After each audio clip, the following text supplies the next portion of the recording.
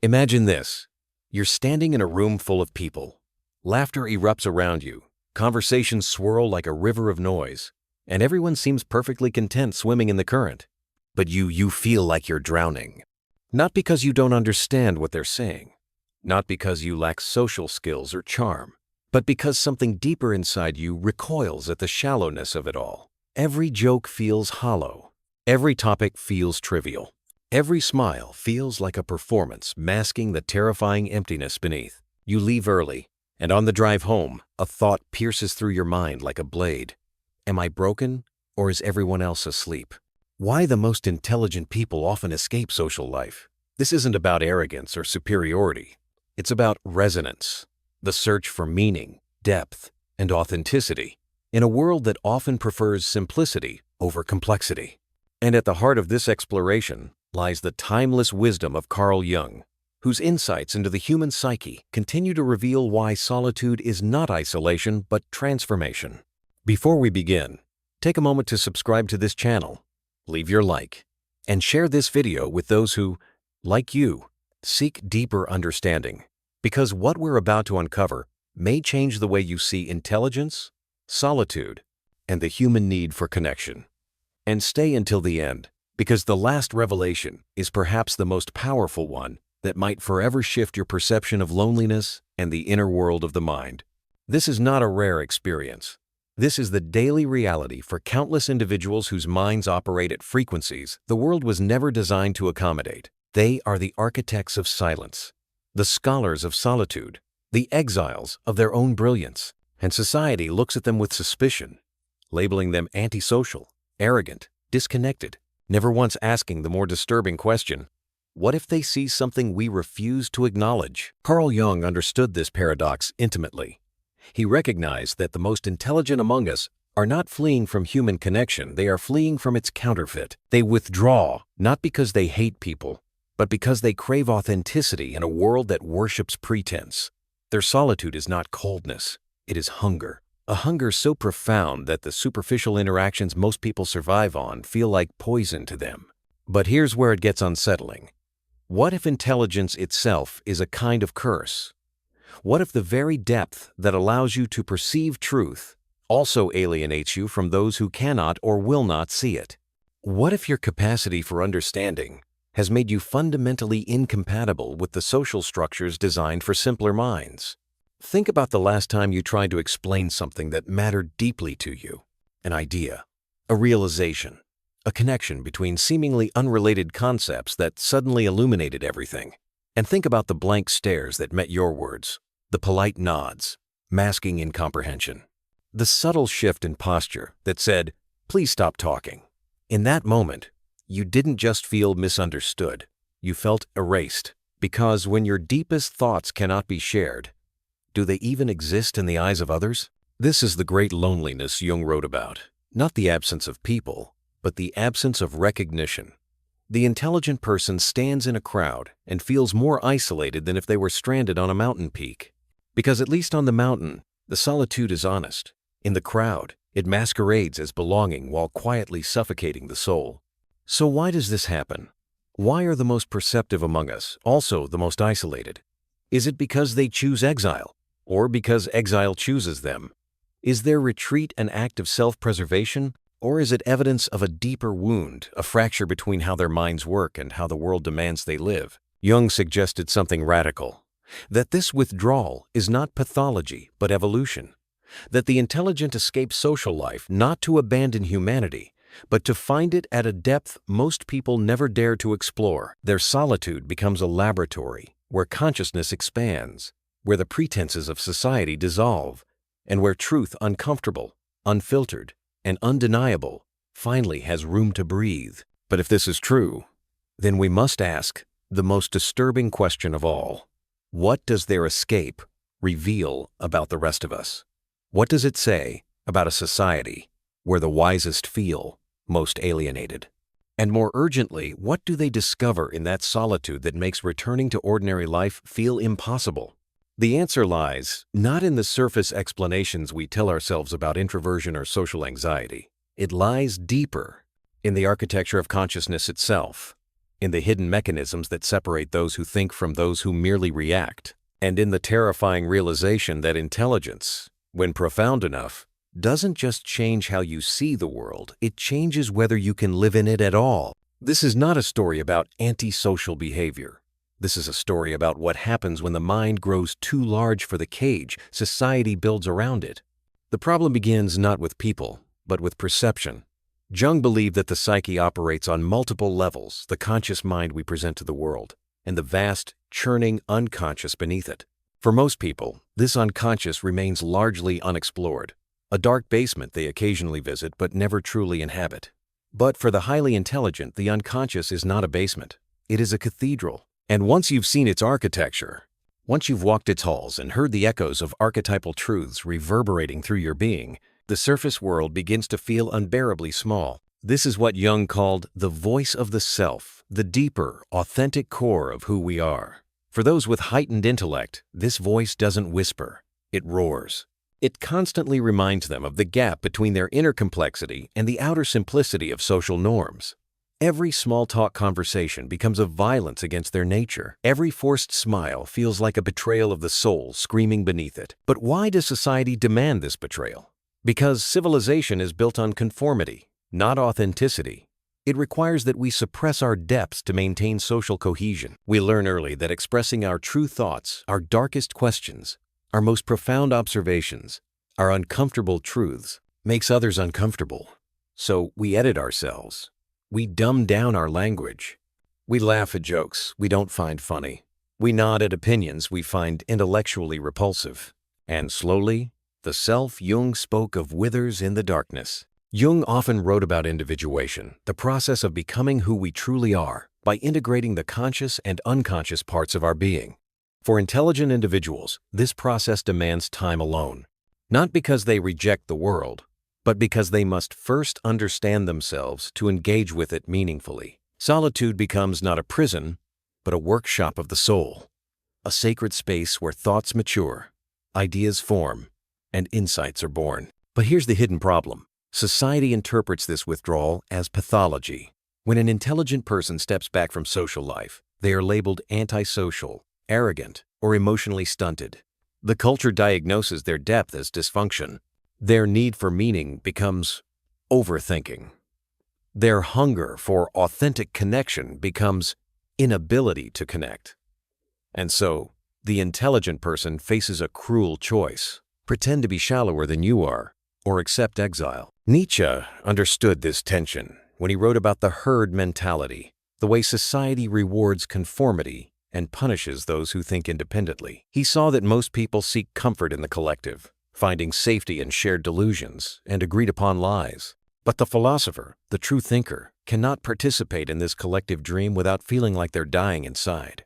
They see through the comforting illusions to the void beneath, and once you've seen that void, you cannot unsee it. This is what Jung meant when he said that the deeper a person goes into themselves, the closer they come to the collective truths of humanity. The retreat inward is not selfishness, it is archaeology. The intelligent person digs through layers of social conditioning, personal trauma, and cultural programming to reach the bedrock of human experience. They discover that beneath all our superficial differences, we share the same fundamental struggles: the search for meaning, the fear of death, the longing for connection, the weight of existence itself. But this discovery comes at a price, because once you've touched these universal truths, ordinary conversation feels like a betrayal of what you know. How do you discuss the weather when you've stared into the abyss? How do you care about office politics when you've contemplated the nature of consciousness? How do you pretend that any of this matters when you've seen how fragile and arbitrary all human constructs truly are? Jung's concept of introverted intuition helps illuminate this further. He described it as a type of perception that looks inward, seeing patterns and possibilities invisible to the external eye. Those dominated by this function, the philosophers, scientists, artists, and mystics, are drawn toward the inner life not by choice, but by nature. They do not reject society out of disdain, but out of necessity. The outer world offers too little nourishment for the richness of their inner universe. And yet this retreat carries an unspoken sorrow. The intelligent person often battles a profound loneliness, a longing for connection that feels real but rarely arrives. They are, as Jung noted, ahead of their time. Their thoughts form bridges to worlds not yet understood by others. They walk a path illuminated by insights the crowd cannot yet see, and the isolation of that walk can be devastating. So the hidden problem is this: intelligence creates a gap, a chasm between what you perceive and what others can perceive, between the depth you crave and the shallowness society offers, between who you truly are and who you must pretend to be, to belong. And the wider that gap becomes, the more unbearable social life feels, until finally, escape seems like the only honest option. But what happens when that escape becomes permanent?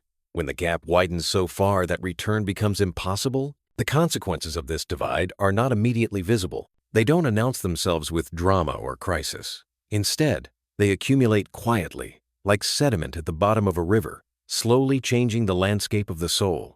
The intelligent person who retreats from social life tells themselves they're choosing solitude. But what they don't realize, at least not at first, is that solitude has its own gravitational pull. The longer you stay away, the harder it becomes to return. Jung warned of this danger explicitly. He understood that the individual who isolates completely risks being consumed by the unconscious, by fantasies and symbols unanchored from reality. The mind, left entirely to its own devices, begins to feed on itself. Thoughts that once felt profound start to spiral into obsession. Insights that brought clarity now breed confusion. The same depth that allowed you to see through society's illusions now becomes a hall of mirrors, reflecting your own thoughts back at you endlessly until you can no longer distinguish between wisdom and madness. This is the unseen consequence that no one warned you about. The line between enlightened solitude and pathological isolation is razor thin, and crossing it happens so gradually that you don't notice until you're already on the other side. Consider what happens neurologically. The human brain is designed for social interaction. Mirror neurons fire when we observe others, creating empathy and connection. The prefrontal cortex regulates social behavior, helping us navigate complex interpersonal dynamics. But when these systems aren't used, when months or years pass without meaningful social engagement, they begin to atrophy. Not metaphorically, literally. Neural pathways weaken.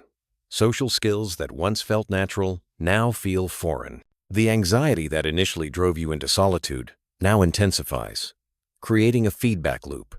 You avoid people because interaction feels uncomfortable, and interaction feels uncomfortable because you've been avoiding people. The intelligent recluse often doesn't recognize this deterioration because their inner world remains vibrant. They're still thinking, reading, creating, exploring ideas. But Jung knew that intelligence alone cannot sustain the psyche. The self needs relationship with people, with nature, with something beyond its own reflection.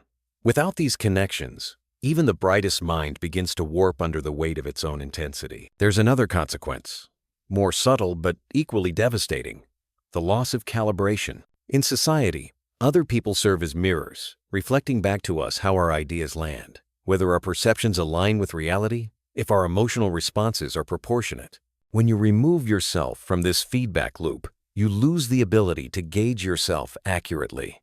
What feels like profound insight might actually be confirmation bias. What seems like clarity might be selective perception. What you interpret as wisdom might simply be the voice of your own wounded ego, dressed up in philosophical language. This is why so many brilliant minds throughout history have teetered on the edge of brilliance and delusion. Nietzsche's later writings grew increasingly grandiose as his isolation deepened. Van Gogh's artistic vision intensified as his social connections frayed, but so did his torment. Even Jung himself, during what he called his confrontation with the unconscious, described experiencing visions and voices that brought him to the brink of what he feared was psychosis. The only thing that saved him, he later wrote, was his commitment to documenting his experiences and maintaining some thread of connection to the outer world. But perhaps the most insidious consequence is this: you begin to prefer the isolation.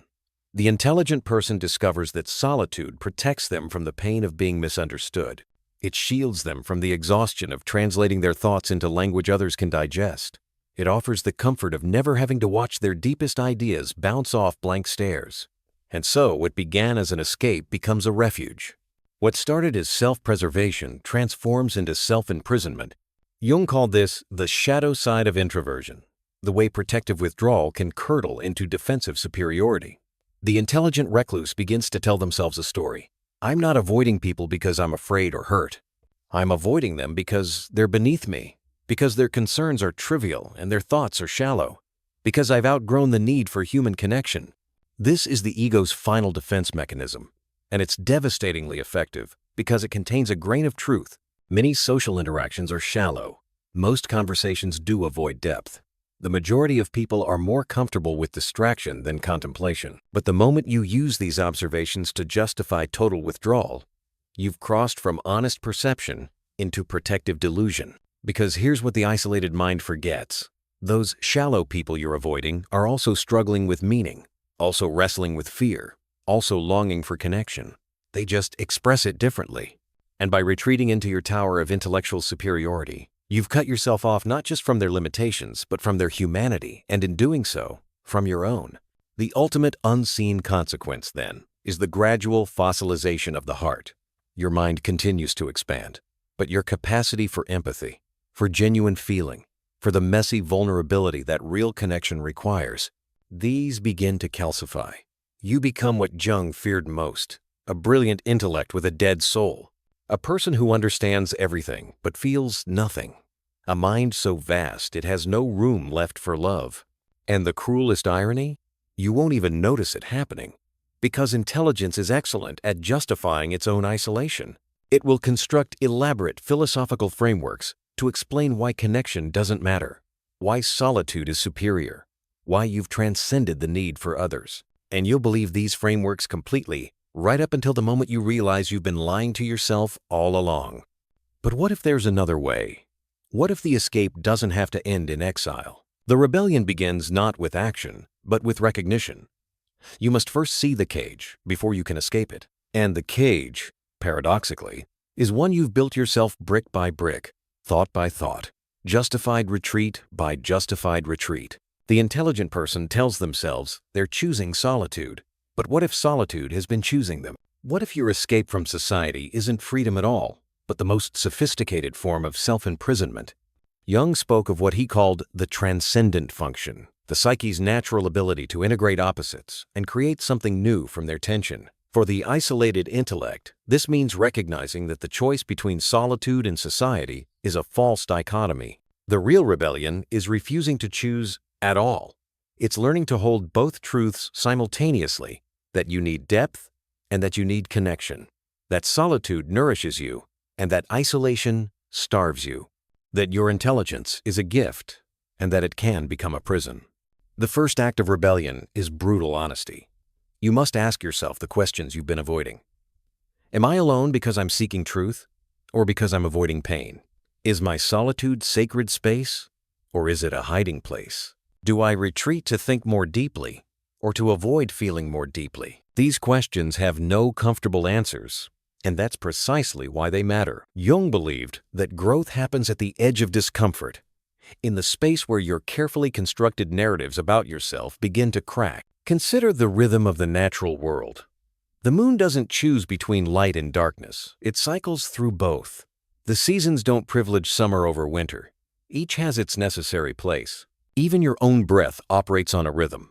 In and out, neither inhalation nor exhalation superior to the other. Yet you've been trying to live your entire life on the inhale, drawing inward endlessly without ever releasing back into the world. Jung called this balance the individuation process in motion, the dance between self and world. Time alone to think, time with others to feel, time to listen inwardly, time to share outwardly. The rebellion, then, is learning to move between these states as naturally as breathing, not abandoning solitude, but refusing to let it become your only home. But how? How do you rebuild the bridges you've burned? How do you reconnect when you've forgotten the language of connection? The answer lies in what Jung called symbolic action, small rituals that bridge the inner and outer worlds. You don't need to force yourself into crowded rooms or pretend to enjoy shallow conversation. Instead, you seek selective engagement. One genuine conversation is worth 1,000 superficial ones. A single friendship built on authenticity matters more than a social circle built on performance. Start by recognizing that your intelligence doesn't have to be a barrier, it can be a bridge. The depth you crave exists in others too. It's just hidden beneath layers of social conditioning and fear. Most people are desperate for meaningful conversation, but terrified to initiate it because they've been punished for depth just as you have. When you dare to speak authentically, you give others permission to do the same. Your vulnerability becomes an invitation. Jung emphasized the importance of creative expression as a form of dialogue with the world. Writing, painting, music, these are not merely hobbies. They are lifelines. Through them, the solitary mind reestablishes contact with humanity, translating private insight into universal meaning. Your art becomes the bridge your words cannot build. Your creations say what your isolated self cannot articulate. I am here. I am struggling. I am seeking. And in that honesty, connection becomes possible again. Look at those who walk this path before you. Jung himself alternated between deep solitude at his stone tower in Bollingen and passionate engagement with patients, colleagues, and the world. He didn't choose between being a mystic and being a healer. He embodied both. Nietzsche descended into the mountains not to remain there, but to return with clearer vision. Einstein's solitude gave him the clarity to perceive what others could not, but he shared those perceptions generously, knowing that insight without communication is merely private madness. The rebellion also requires confronting what Jung called the shadow, the parts of yourself you've disowned. Perhaps your withdrawal isn't just about seeking depth. Perhaps it's also about avoiding rejection, protecting yourself from the pain of being misunderstood, shielding your ego from the discovery that you're not as special as your isolation has allowed you to believe. The intelligent person's greatest fear isn't that others won't understand them, it's that they will, and will find them wanting. So, the real act of rebellion is risk. It's daring to be seen, fully and honestly, even though you might be rejected. It's offering your thoughts knowing they might be dismissed. It's extending connection knowing it might not be reciprocated. This is courage of a different kind than intellectual bravery. This is the courage to be vulnerable, to admit that beneath all your brilliance, you're still just a human being who needs what all human beings need: to be known, to be accepted, to matter to someone beyond yourself. But understand this: the goal is not to abandon your depths. The goal is not to become shallow to fit in. The rebellion is about integration, bringing your inner richness into contact with the outer world without diluting it. It's about finding those rare souls who can meet you at your depth and building your life around those connections rather than around the absence of them. Jung believed that every individual who awakens to their true nature contributes unconsciously to the healing of humanity as a whole. Your solitude wasn't wasted. The insights you gained in isolation are real and valuable, but they only complete their purpose when they flow back into the world. The hermit must eventually descend from the mountain, not to lose himself in the village, but to bring the light he found in the heights to those still stumbling in the valleys. The rebellion, then, is this: refuse the false choice between brilliance and belonging. Reject the narrative that depth and connection are incompatible. Embrace the rhythm solitude as preparation, engagement as purpose, retreat to renew, return to share. Because in the end, what you discovered in your isolation wasn't meant for you alone. Here is the truth that changes everything: your solitude was never truly solitude at all. This is the revelation Jung spent his lifetime trying to articulate, the insight that dissolves the illusion of separation and reframes everything you thought you understood about intelligence, isolation, and the human condition. When you retreated from society, you weren't escaping humanity. You were diving deeper into it. When you withdrew into your inner world, you weren't moving away from others. You were moving toward the source from which all human experience flows. Jung called this the collective unconscious, that vast ocean of shared symbols, instincts, and archetypes that unites all human beings beneath the surface of individuality. It is the repository of every human story ever lived, every fear ever felt, every question ever asked.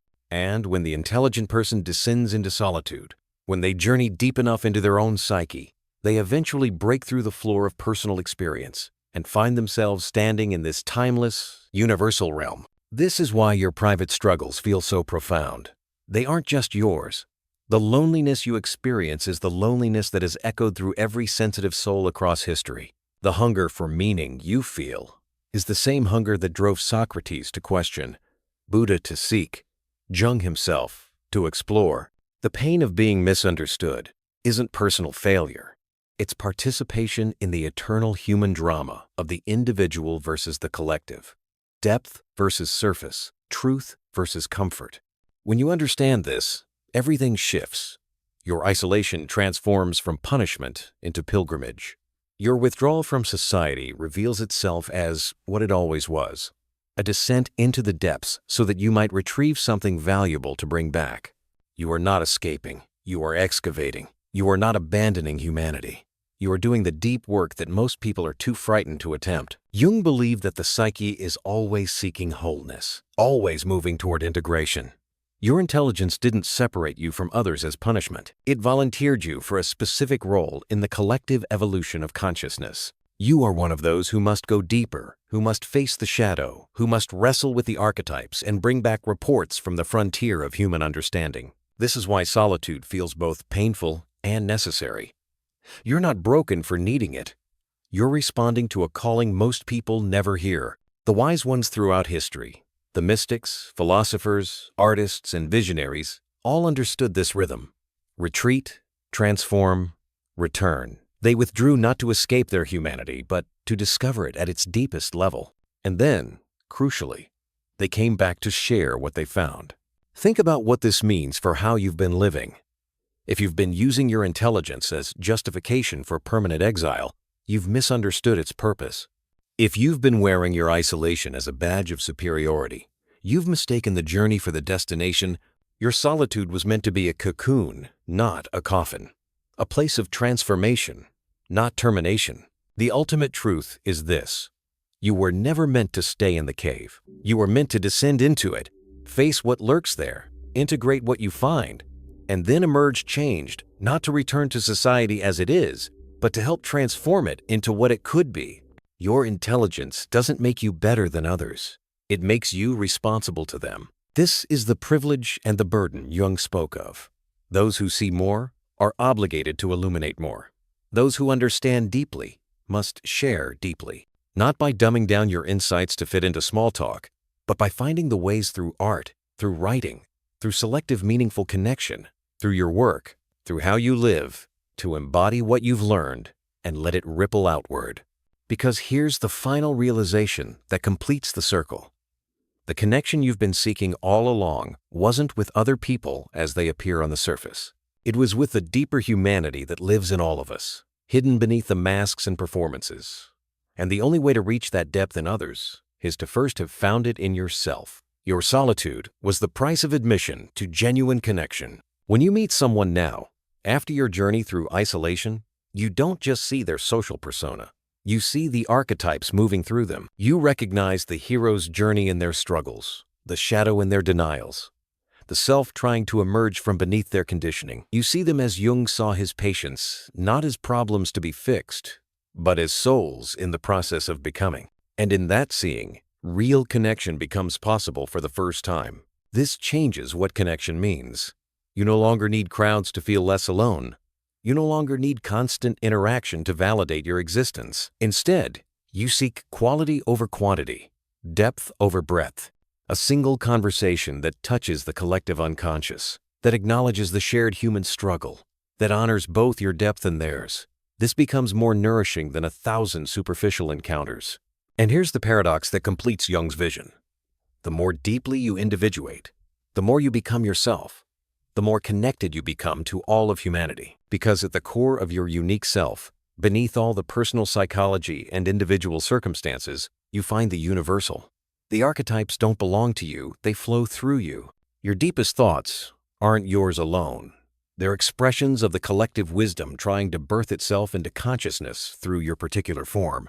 This is why your escape from social life was never really an escape at all. It was a return to the source, a descent into the depths from which all meaning emerges. And now, having made that journey, you carry within you something the surface world desperately needs: the memory of depth, the reminder that life is more than productivity and performance, the proof that truth exists beyond comfort. Your role now is not to force yourself back into the social structures that never fit you.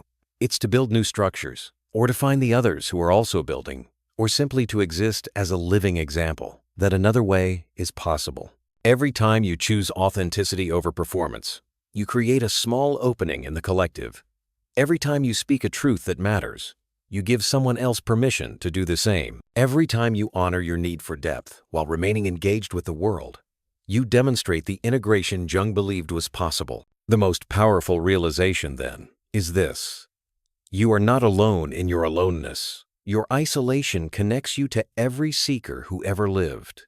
Your intelligence isn't a curse that separates you from humanity, it's a responsibility that binds you to it. And the solitude you thought was exile, it was initiation, preparation for the real work, bringing the wisdom of the depths back to the surface, translating the language of the unconscious into words the conscious world can hear, building bridges between inner and outer, self and other, what is and what could be. Jung once wrote, "The privilege of a lifetime is to become who you truly are." But he understood that becoming yourself is never just for yourself. It's for everyone whose life you touch, everyone who witnesses your authenticity and thinks, maybe I could be real too. It's for the collective evolution of consciousness itself, which advances not through mass movements, but through individuals who dare to wake up, one soul at a time. So if you are someone who has escaped social life, who has retreated into solitude, who has felt the painful gap between your inner richness and the outer poverty of shallow connection, understand this: you haven't failed at being human. You've been preparing to be more fully human than most people dare to attempt. Your escape was never the end of your story. It was the middle, the descent before the return, the silence before the song.